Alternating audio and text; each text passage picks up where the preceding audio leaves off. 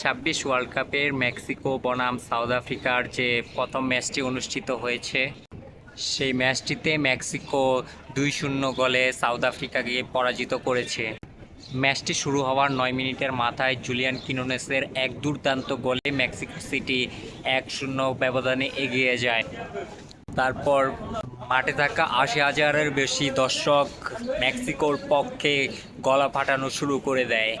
আনন্দে মেতে ওঠে পুরো স্টেডিয়াম।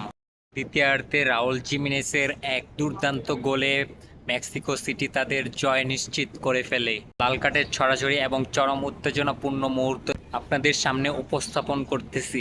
বিশ্বকাপ ইতিহাসে এই প্রথম উদ্বোধনী ম্যাচে ৩ জন প্লেয়ারকে লাল কার্ড দেখিয়েছে। লাল কার্ড পাওয়ার দৃশ্যগুলো ছিল উত্তেজনাপূর্বক এমন রোমাঞ্চকর। ৩টি লাল কার্ডের মধ্যে ২ জন দক্ষিণ আফ্রিকান প্লেয়ার লাল কার্ড পেয়েছে এবং ১ জন মেক্সিকান প্লেয়ার লাল কার্ড পেয়েছে।